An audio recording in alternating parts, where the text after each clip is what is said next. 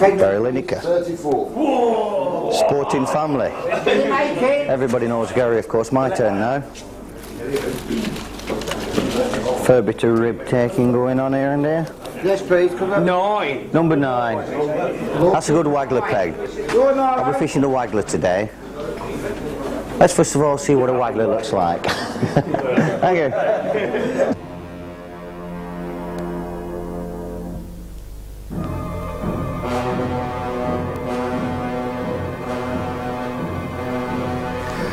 What is a Waggler?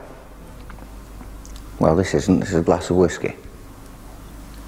I perform much better with a bit of scotch. Here is a Waggler. Ring at one end, and you notice an absence of rings anywhere else. Basically speaking, a Waggler is a float that is attached bottom end only, and it's allowed to waggle on the line. Simple as that, nothing more complicated. How do we make them? Well, raw materials consist of sarkander reed, balsa wood and peacock quill. And the matchman's favourite, as always, is a peacock quill. I import these specially from India. It's about 36 inches long. A nice eye at one end, quite decorative. Terrible thin curve. Again, curved at the bottom end. But if you take a cut 5 inches from the bottom end, move along 16 inches or so, you'll find we've got a perfectly straight piece of peacock quill. This is the area on which I concentrate when I'm producing the floats. Now, one side of the peacock quill is nice and round but very smooth. Terrible to get paint adhesion, it chips off quite easily. The other side of the peacock is ridged. Again, difficult to get the paint to stick. So we then go on a rather simple manufacturing process, which is no more difficult than rubbing along the peacock with a piece of sandpaper. Obviously we use machines to do the job. The finished item would look something like this. One side now, where it was shiny originally, is now quite dull. The ridge has been taken down, and as you can see, it's perfectly straight. Drill one end, take a small injection moulded ring, glue it into the end, and there we have the most simple and effective of all casting floats, all Waggler floats, a peacock Waggler. When finished, it would look like this. We can of course take it a stage further. We can drill the tip, insert a piece of machined cane. We now have an inserted peacock Waggler. There's a finished item. Useful for fishing on the drop or for showing lift bites. Visibility not quite so good as a straight peacock Waggler because of the thin tip, but nevertheless much more effective under many conditions. Take it a stage further. We'll take out the insert, put in a finely machined piece of balsa with a slight tip on the end, a slight bobble, and we now have what we call a side-tipped peacock Waggler. When finished and painted up, it looks rather like this. A useful float for fishing still waters where we get quite a bit of surface drift. The side tip gives you good visibility and allows the float to ride up with the waves without pulling under. Very good float, favourite of mine. Using the same materials, peacock, if we take the thin wispy bit at the top, strip the herl, machine it again, sand it, take off the shine and the ridge, we would end up with a small thin piece like so. A machined piece of balsa, insert the peacock into the balsa, a slightly different ring this time, a little bit thicker to fit into the balsa, and there we have a bodied peacock waggler. If we want to load it, we take out the ring and we use this ring, similar to the one we've just used, but this is now moulded around a piece of brass, slots into the body, and there now we have a loaded, bodied peacock waggler. Finished item would look like so. You notice, of course, it is slightly curved. We've now taken the top of the peacock, not quite so straight as that bottom 16 inches. We don't have to use peacock, of course. You notice this is rather flimsy, breaks very easily. We can use much more robust materials. A machined piece of balsa, again, hard grade balsa, fits into the body. We have a bodied waggler. As it's a loaded ring, it is a loaded bodied waggler. We can in fact use a piece of sarcandas. Indian reed is another name. Again, I import this from India. Fix it into the body. We now have a loaded bodied sarkanda waggler. We can drill the tip, put in the fine insert. We have a loaded, bodied, inserted sarkanda waggler. This might sound mumbo jumbo, but in actual fact it's quite simple really. The name, as you name each individual item, you build up a description or a name of the float. We don't need the body, of course. There is a piece of Indian reed or sarkanda. Ring in the bottom, varnished, paint the tip. We now have a sarkanda waggler or an Indian reed. Again, ring at the bottom, attach bottom end only, it is the waggler. We can compare that to the river floats. Here we have a stick float in its raw shape, a wire stem. We'd use rubber, valve rubber or silica rubber at the bottom and at the top, so it's now attached top and bottom. That is not a waggler. These two are now stick floats, wire stems. And I've forgotten to mention my old favourite, of course, the canal grey. A thin shaped balsa construction let into a tiny cup with the eye at the bottom, and effectively what we have is a small canal waggler.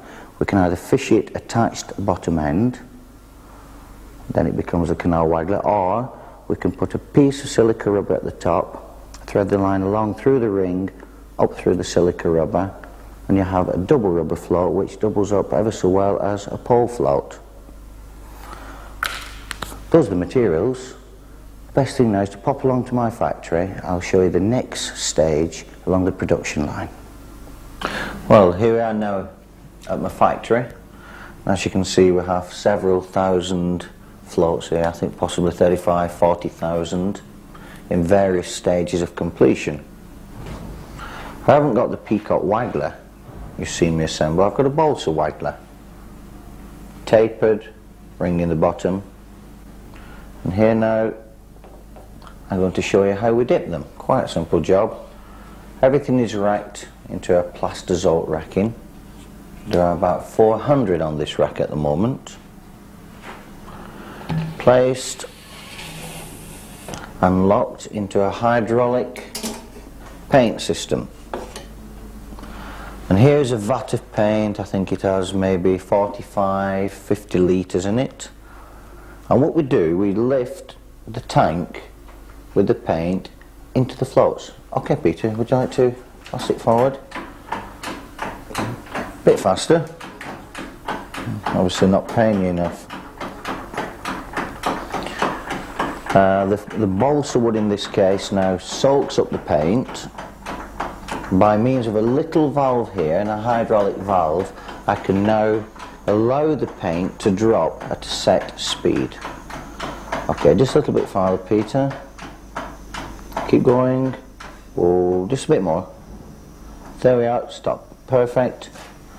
Switch the valve, hydraulically controlled, just whatever setting I want, and what happens now, the paint drops at the set speed that the paint would actually run down the float, and the end product will be the first coat of paint onto the balsa.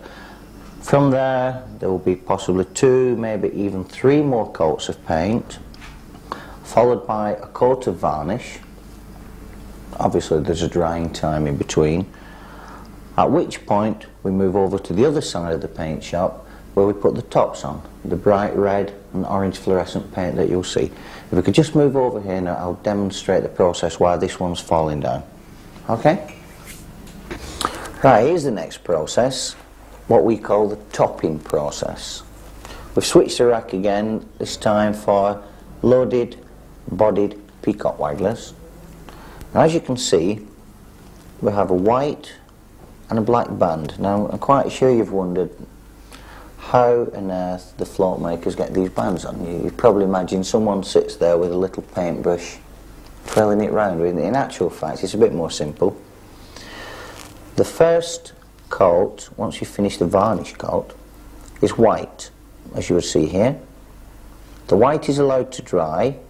We then dip it to this point here in black, again allowed to dry, and the third dip would be in white again up to that point there. So you've now got a white, a black and a white dip. The final coat, of course, would be red or orange, as we see here. So under the tip there would be 4 coats of paint just to get this final process here. Now, if you consider that we've already got at least 2 coats of paint and 1 coat of varnish on the float itself, underneath that tip there will be 7 different coats of paint. So it's a little bit more complicated than sitting around with a paintbrush, which is the way I used to make them before I started doing it professionally. I see the floats are out of the tank now, so we'll pop over and finish the process over there. Yes, caught it just in time. As you can see now, the paint has left the floats. Indeed, up the top section of the float here now, it's starting to dry already. Very quick drying paints enable us to get 3, sometimes 4 coats of paint on in a day. This way we can get through 10, 15,000 floats in one day, ready for the topping process that you've just seen. Whip this one out. I'll try not to drop it. My painter will go mad at me if I mess up his paints. Stick it down ready to dry. In comes the next lot into the tank. And there's another 400 floats ready to go. I'm sure you've often wondered how we get the name, description and shotting onto a float. Well, simple little machine. This is my hand operated one. The automatic one's a little bit more complicated. The name is embossed into a steel block together with the shotting, rolls along the roller here, inks it, comes down, hits a rubber pad and transfers upside down onto the pad. I then take a float, roll it along the pad like so, and there now you see the ink transferred from the pad onto the float. Billy Makin, still water antenna, 2 treble A shotting capacity. I can now change the pad or the block to read whatever I want. So every different float has its own specific block, given the shotting and the description. We've seen how they're made, painted, printed. It's quite fascinating really. Let's go and see how I would use them in an ideal angling setting.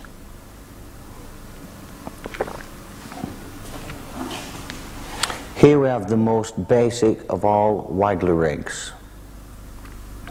Straight peacock, attached bottom end only through the eye, locked by 2 shot, just enough to cock the float to the colour. Down the line, single dust shot or a number 6 shot depending on conditions, with the hook just touching the bottom. Completely tangle free rig. Creates one problem, however, if you're fishing still waters. The thickness of the tip, being a very buoyant material like peacock, will not allow a lift bite to be shown if the bottom shot is displaced. And for this reason, we would move on to an inserted peacock waggler. You notice the very fine cane antenna in the tip of the float. Again, 2 locking shots would take the float down to this point here, where it just sits on the tip of the peacock, and the extra dust shot or number 6 shot that you have down the line here will move the float down until it's seated halfway or 2/3 along the cane insert. If a fish picks up the bait, lifts up the bait from the bottom and displaces this telltale shot here, that in turn allows the float to rise, and out of the water comes the insert. You have a lift bite. If it intercepts it on the way down, you get the same sort of situation where the float will sit on the top of the peacock and will not go down on the insert. That indicates a fish has stopped that telltale shot from reaching its rightful position. If you want further casting range, you increase the size of the float or the thickness of the peacock and the shot carrying capacity. Here we have a similar type float, much thicker, 2 locking shot either side of the float. Down the line, again, the telltale shot.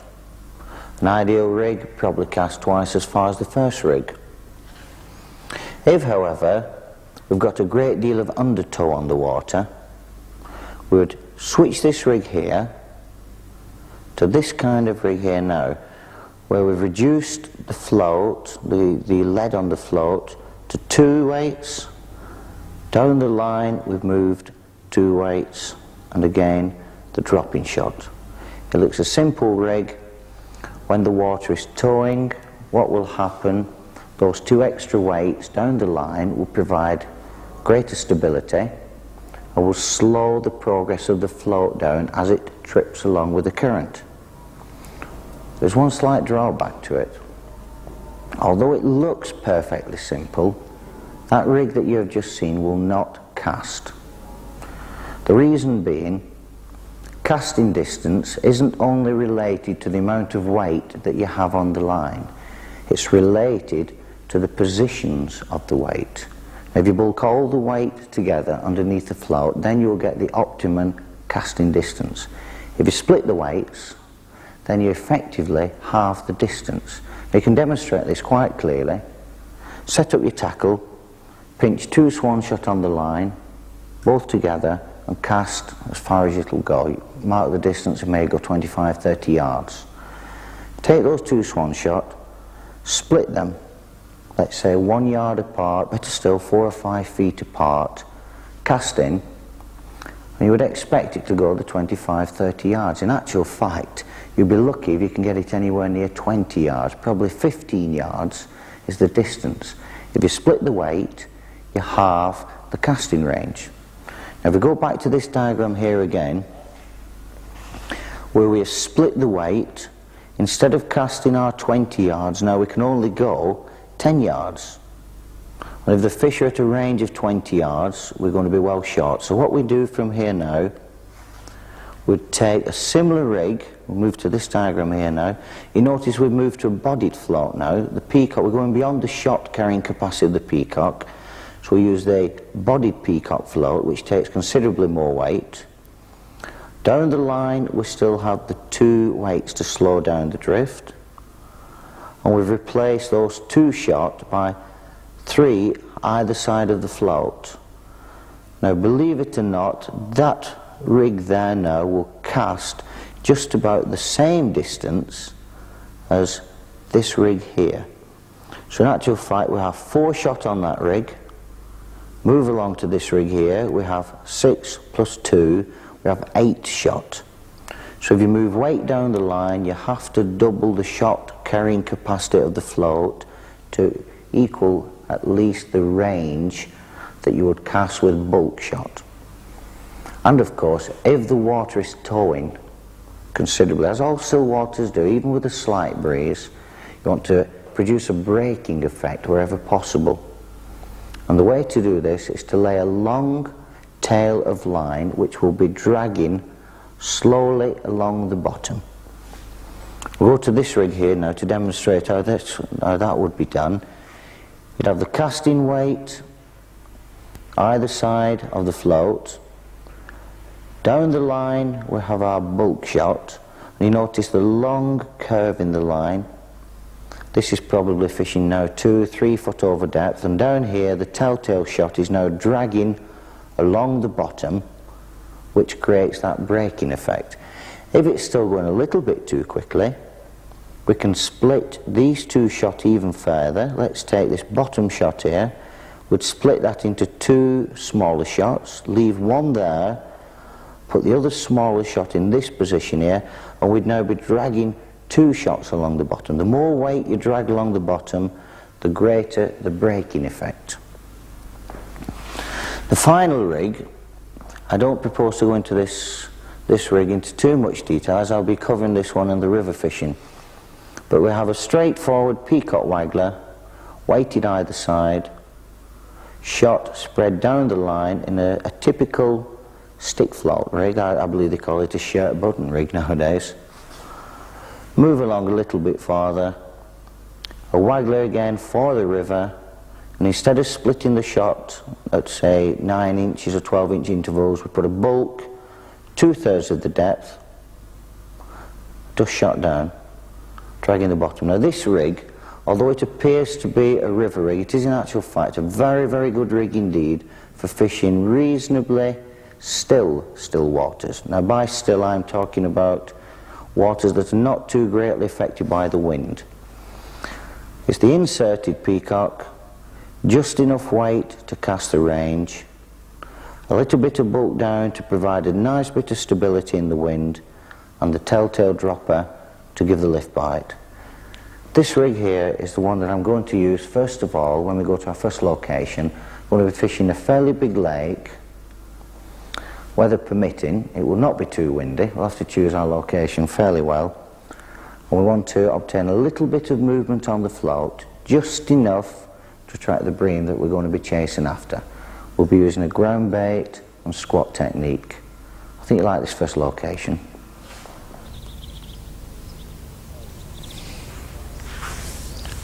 Well, here we are at the first location.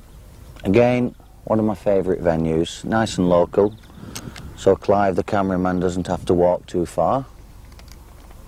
And we set up basically with the Waggler rig, as I discussed before. First of all, I go through the important part of the tackle. The reel, a normal open face casting reel. I prefer them to the closed face reels. Much better for playing big fish. You've got the facility to back wind. I personally find that I don't get as many tangles with these reels. The line, as you'll be able to see, is built up right close to the rim of the spool on the reel. The reason for this, if you have it deep and dished, in other words not enough line on the spool, then you get a lot of friction coming off the reel. You'll not be able to cast the required range. The reel in question, being a matchman, I like to switch around quite a bit. The one that I've settled on this season, in fact for the last 2 years, is a Shimano reel. It's a nice smooth flowing reel, and it has a very important facility, particularly for all pleasure anglers, which is a fighting lever. This is the one here. Allows you to set a nice amount of drag and tighten up at any time. Not something used by matchmen. We tend to play our fish by allowing the reel to back wind like so and applying finger pressure. Personal quirk, most matchmen fish the same way. Once we set up the line, as we're waggler fishing, it's important to fish with a sunken line at all times. That way the wind doesn't influence the float, it doesn't drag it, the surface drift doesn't affect it.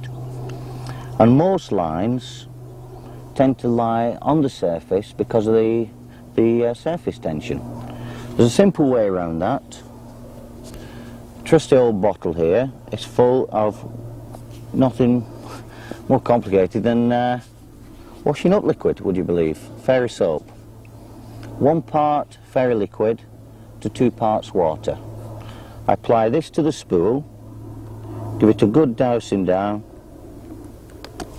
That will now break down all the surface tension and allow me to fish with a sunken line.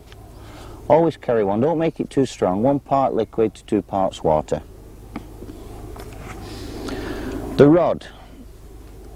If I'm going to be fishing long range, as I tend to do with most of my lake fishing on the Waggler, I like a long rod, something that will allow me to strike and pick up a good length of line. For this reason, I always plumb for a 14-foot rod. 13 is adequate. 12, unfortunately, is not long enough.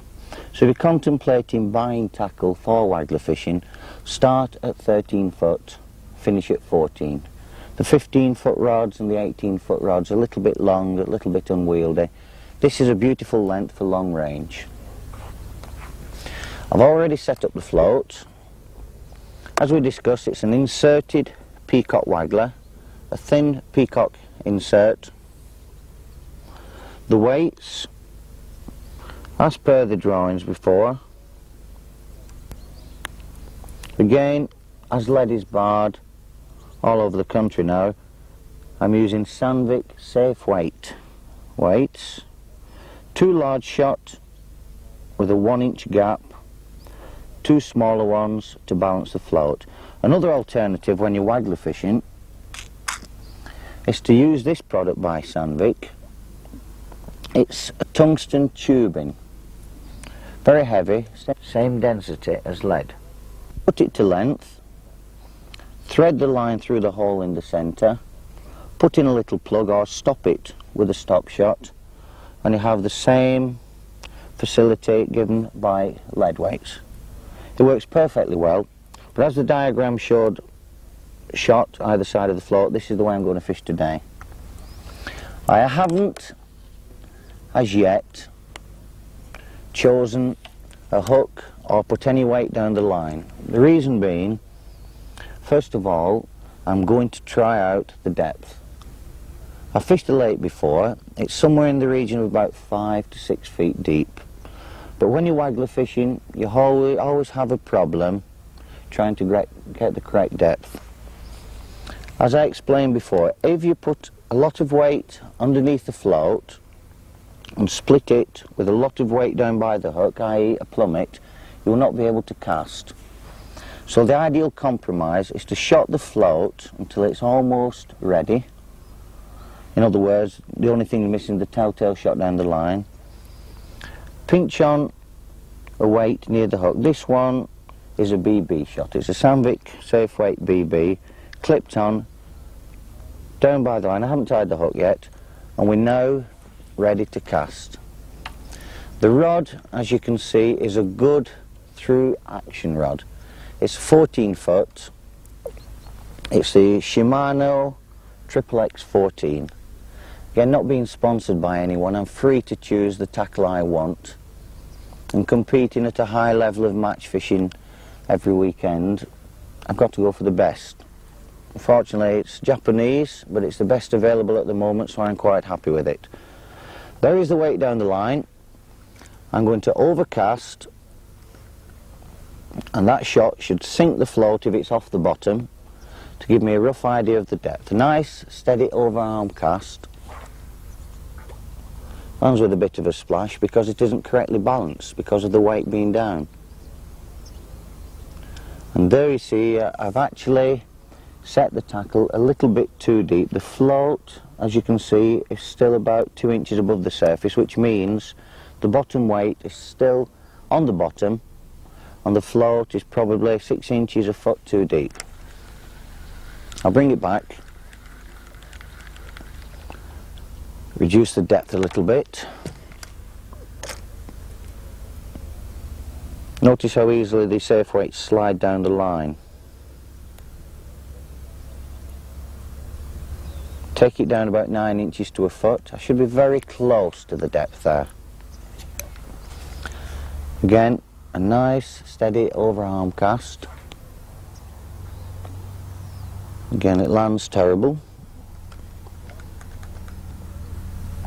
And there you can see the float has just disappeared beneath the surface.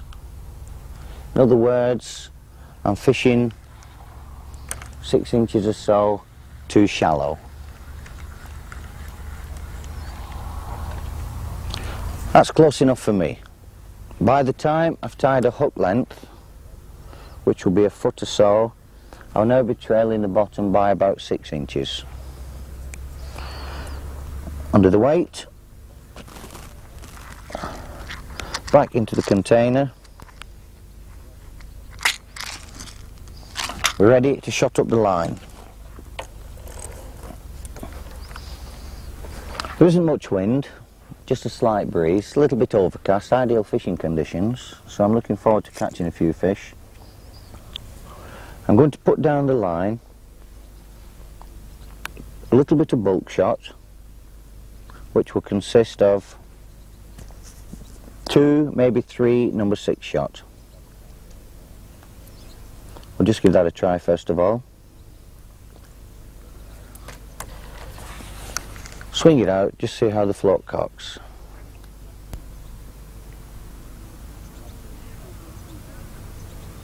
Absolutely perfect, within,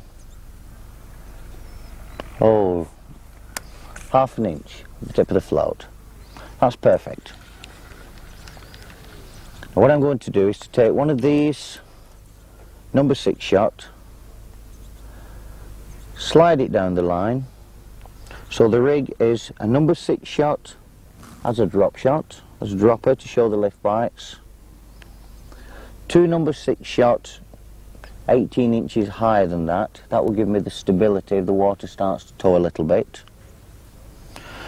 And I should say that shot, the bottom drop shot, is now 6 inches off the bottom. Absolutely perfect for the job I'm trying to do today. The hook,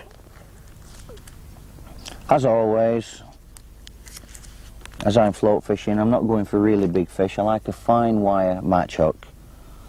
My choice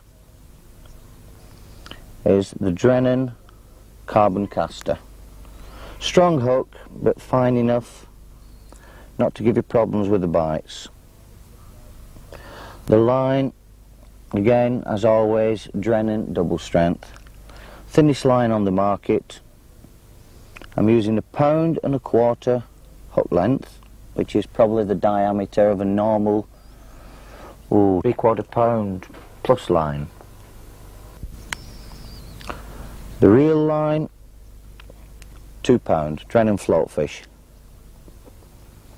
And as I explained, it's a floating line, doesn't get down below the surface drift, picks up the wind quite a bit until I put on that washing up liquid. Breaks down the surface tension, and there's also another little dodge which helps to sink the line. I'm going to show you now. The cast. Make sure there are no obstructions around you. Even the landing net is well out of the way. I beg your pardon, the rod rest. The landing net is out of the way. The cast is a simple overarm cast. Feather it. Set the bail arm. Now to make sure the line sinks, I give it 2 or 3 little flicks like so. Bury the rod, top section, under the surface of the water and reel in 6 quick turns. And now the float is set in position, the line is sunk in a dead straight line between the rod tip and the float. There's now going to be no influence at all from the wind or the surface drift. Job's ready to start fishing now. Just bring it out, get the important part of the tackle sorted. This is a point that most beginners overlook when they're fishing. It's the most important part of fishing. It is, of course, the ground baiting. We'll now get down to the important business, the mixing of the ground bait. Again, as always, my personal choice. If I'm lake fishing, I like a nice fine brown crumb mixed with Sensus Magic. I explained before, I don't know why I use it. I seem to catch more fish. It gives me a bit of confidence. As we expect to catch a few skimmer bream and carp, I should be using a little bit more than I would ordinarily use on pole fishing or on canal fishing. But as it's a lake, they take a bit of feed. Good mixture of Sensus. 2 or 3 handfuls of nice brown crumb. Unlike my canal fishing, this isn't riddled, it's still fairly coarse. Give it a good mix. In total there's maybe £1.5 pound weight of feed here now. Should last me for a couple of hours. I've plenty in reserve if the fish start to feed well. Good dab of water.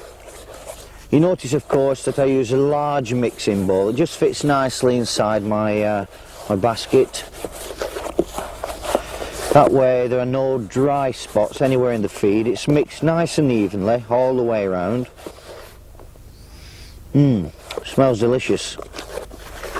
It's made me realise I'm a bit hungry as well. There we are. We can't mix it too sloppy. The reason being, I've got to throw it somewhere in the region of about 20 yards. It has to hold together.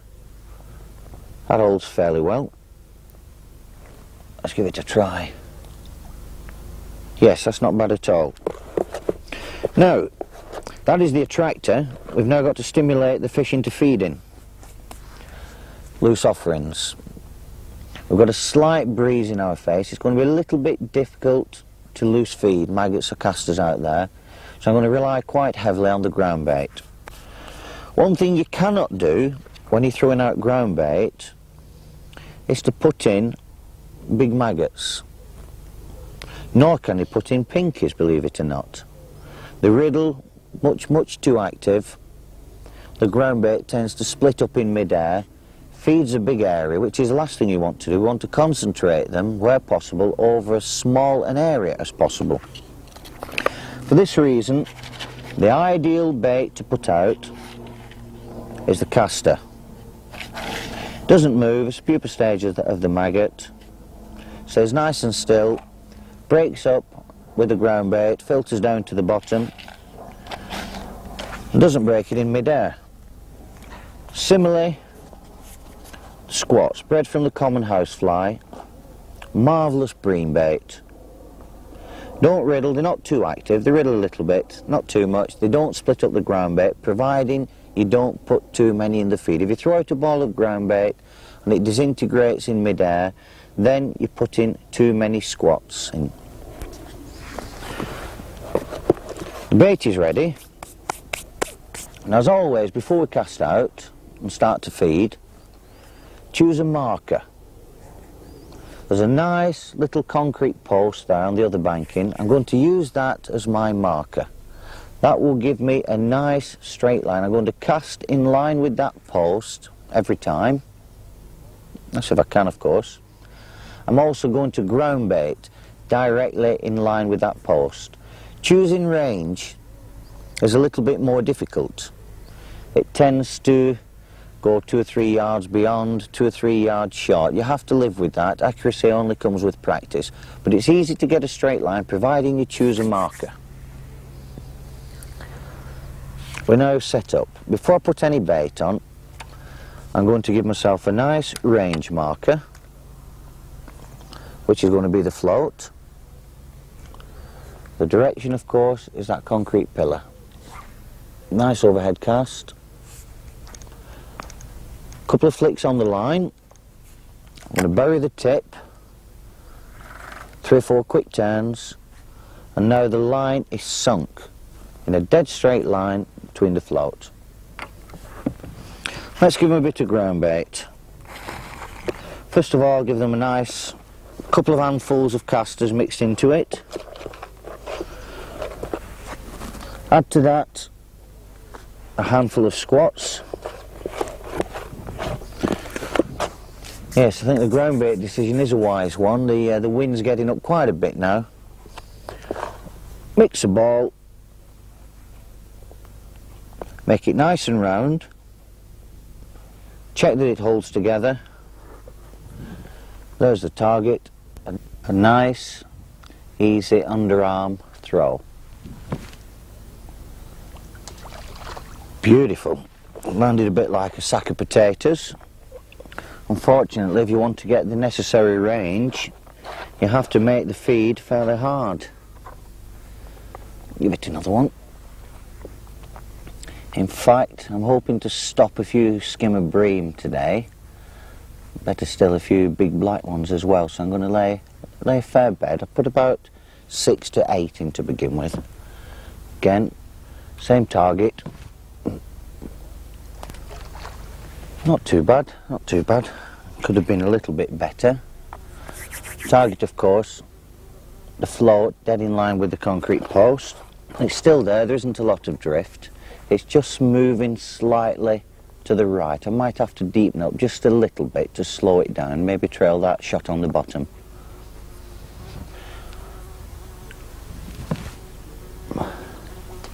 Beautiful, nearly knocked the top off my float. By the time I got it right. There's a knife spite. Steady. Gotcha. Bumping a little bit. Feels like a skimmer. Keep the rod low. That way it stops the fish breaking the surface too early. We'll chance our arm on this one. Here we are. It's a nice little skimmer to begin with. Not bad. Drop it straight to the towel.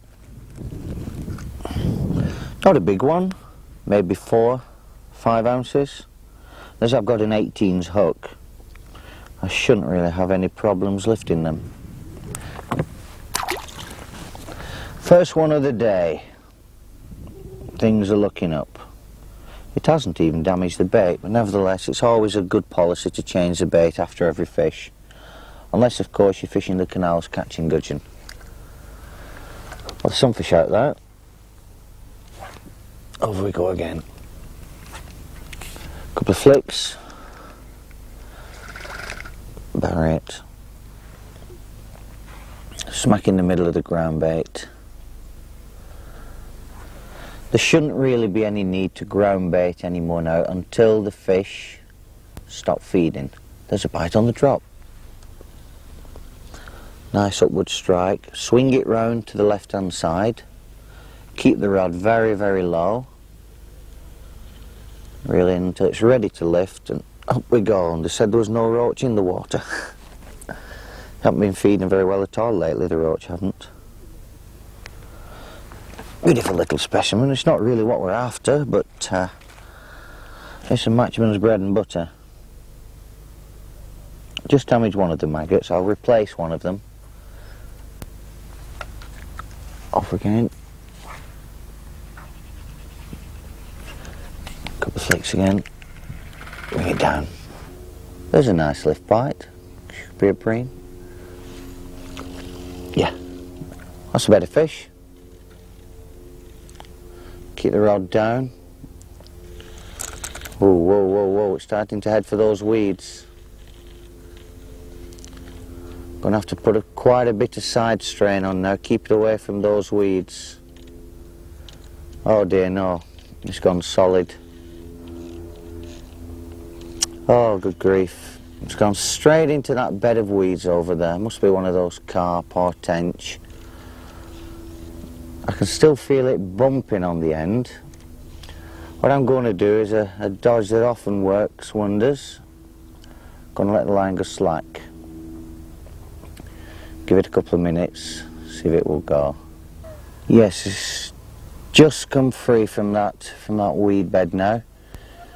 Works wonders giving them a little bit of slack line, you know. It must make them feel a little bit more secure. And instead of burying the head, he's come right on the road. He's trying to get him a keep net now. Whoa, whoa, whoa, whoa, whoa. Don't know what this is now. It's going a little bit, moved a little bit fast for a tench. Feels more like a carp. Notice how I'm not using the slipping clutch as it goes. I back wind. Watch the real back wind now. Trying to keep him, bit of side strain, keep the devil away from those weeds. He knows he's pretty safe there.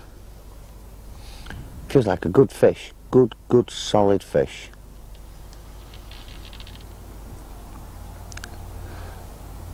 Can't be too adventurous at the moment. So I've only got a fine wire hook on, and the I think it's 1.25 pound double strength, so I've got to be a little bit careful. Now it's time to go again, back wind, just let the reel go gently. The alternative, of course, would be to use the slipping clutch. I'll try to demonstrate that there now. Switch that over there. You find the line will go, the clutch actually slips. There you can hear it now. Unfortunately, you can't wind it until you tighten the fighting lever. Again, try the slipping clutch on it. Switch it over. There you can see. Not the recognised way of playing fish for matchmen. I'll tighten that up and I'll play it the normal matchman's way, which is on the back wind. Yes, I just saw him there now. He's a nice carp. Now don't you dare come off now. I hope this one isn't camera shy. There he is on top. Good fish, good fish. Looks 4 or 5 pound.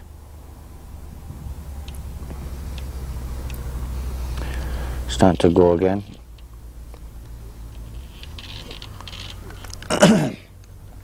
You see the advantage now of having the top quality fishing tackle. You could easily use a cheaper reel, and as the fish starts to go, release your finger that I have here on the reel. And if it's a cheap reel, it may well jam. There you see how easily it back winds. Getting tired now. So am I. My arm's starting to ache a little bit. I know somebody's shooting. Won't be a bad idea to shoot this thing here. My arm's dropping off. Come on, fella. There he is now. Good grief, what are they shooting out there? There we are. He's on top, he's ready. Don't grab for the net until the fish is beaten. Keep it coming along. Nice and gentle. Don't reach out. Notice how much line I've got out. A lot of line. Fish over the net, nice and gentle. Hold him there, don't try to lift him. Put your rod down. Bring the net in nice and steady. If you've got a fiberglass net, you must be a little bit careful because they break quite easily. And there we have him. Nicely lip hooked. Carbon caster hook, it's only a microbarb, comes out ever so easily. And how's that? What a beautiful specimen. I know I shouldn't say this, I'll get in bad books, but it's definitely better looking than the wife. I won't put him in the keep net. Let him go back nice and steady.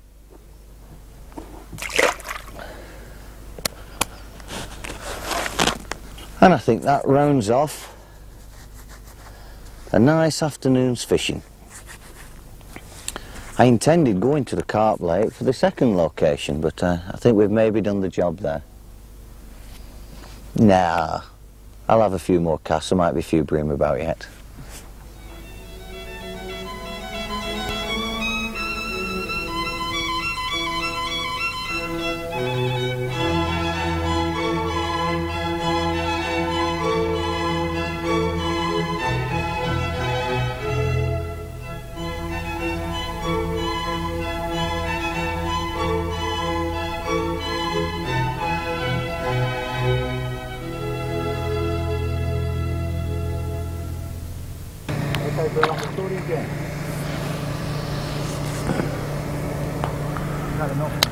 Better one, Dennis. What's that, £1.50? Watching you and my line's tightening up again. Just my luck.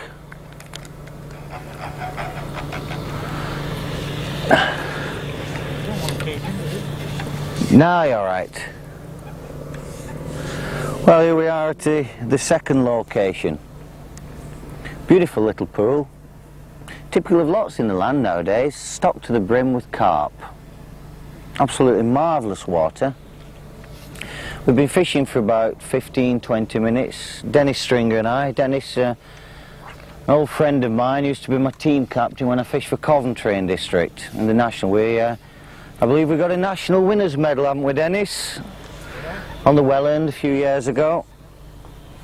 The method we're using here, simplest of all Waggler fishing techniques. Running line, the same Shimano reel as I used at the first venue. Thicken the line up a little bit. This one is 2.5 pound. The quarry here, of course, is carp. The rod, same Shimano but the shorter version, a 13-foot rod. For the simple reason I'm not fishing long range, probably 15 yards out, as far as the offside of a canal, nice and simple. A softer top one, the 13-foot Shimano, it's a splice tip, not a hollow tip like the 14-foot rod. Floating question. You see it's an all black one. The reason being, if I can just demonstrate, it started off life as a red topped one, but I'm looking out in the lake here now and there's no shadows at all. The black top is far, far better to see. Take a black marker pen, rub it round the tip, black it off, and I've got a spare float for the job.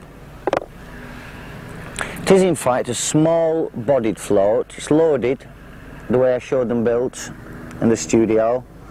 Just a few small shot either side, enough to sink the float to within about 1 inch or so of the tip. And down the line, as I say, it's the simplest of all Waggler rigs. I have a micro. I'm only fishing about 3 foot deep. The lake itself is about 2.5 foot. The micro would just about show a lift bite, but as I'm fishing for carp, I'm not too worried about lift bites. I tend to pick it up and bolt away. I've already put the washing up liquid on the spool. The job's ready to start, really. I've mixed my bowl of senses. In it, I put a few casters. That's going to be the bait, castor and maggot mixed. I've mixed the casters in, put out the float, got the depth exactly the same way as I did on the first location. Used the float as a marker. I'm actually using a tent on the other side now as a marker.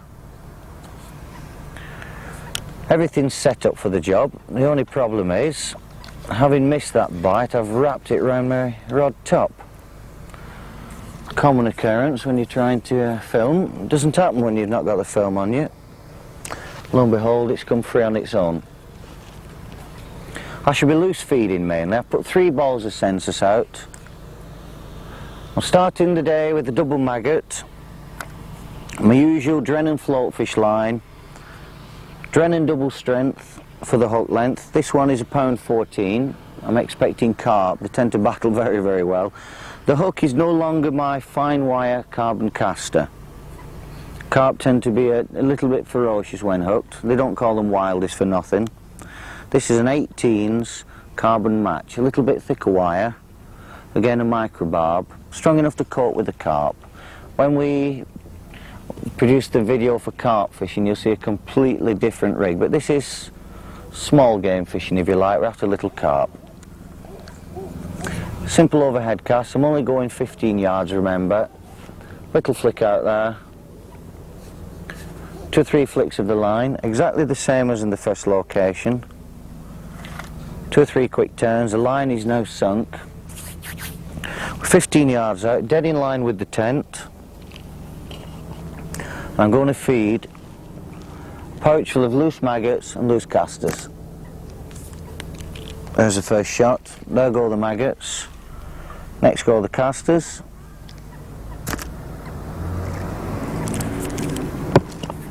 Will await developments. Good grief. Oh dear, that one took it on the drop. I think this is what we're after. It's one of the lads. Again, notice how I play the fish on the back wind. Doesn't feel too big. It's, oh, whoa, whoa, whoa, whoa, steady.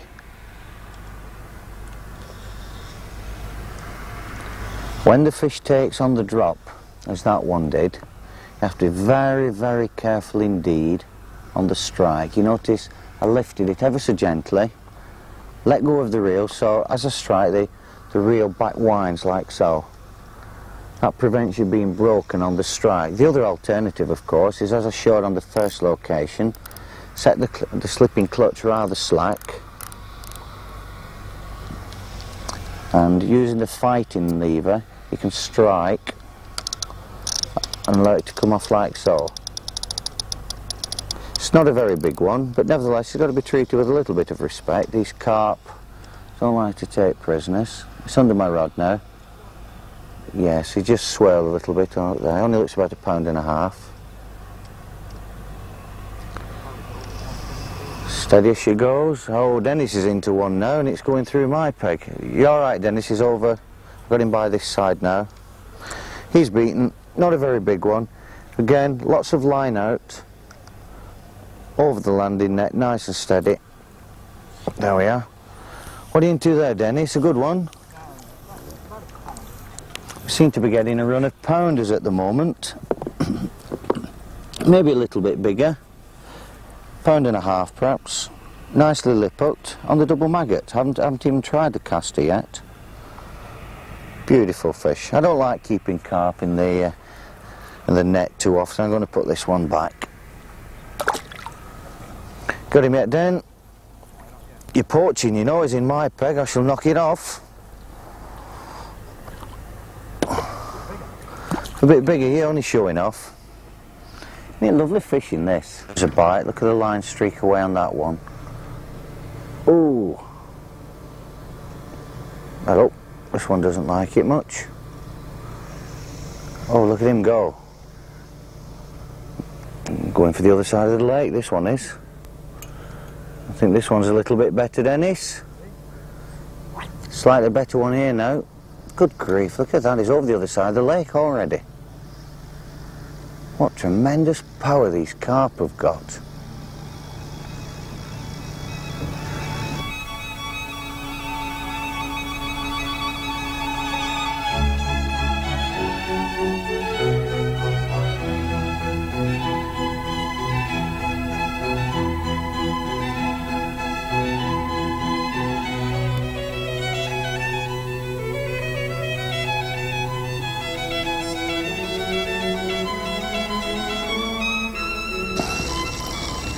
Still a bit of fight left in him. You never know when to quit, these carp don't. Come on, lad. My arm's aching again. Yes, a good fish. I think he's ready to net. How's this one, Den? A bit bigger than yours?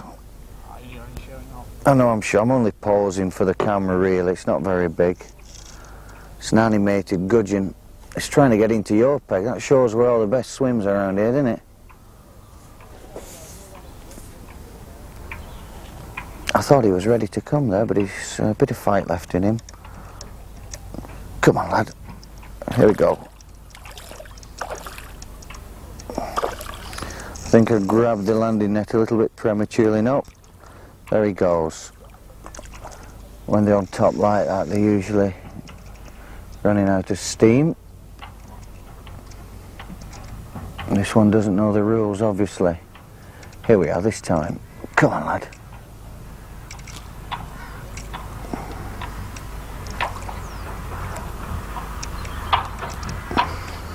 Be surprised just how much pressure you can put on, even with line less than 2 pounds. A good match rod will take up all the pressure. A bit too much line at that time. There he goes. Turn him on top and he's beaten. Here we go. Come on, lad. There you are. Look at that for a beauty, Dennis. Bigger than you are. Nice and easy into the net. Don't make a grab. That's a beautiful fish. I suppose at this point I should shout Geronimo. 5 pound of bruising great mirror carp.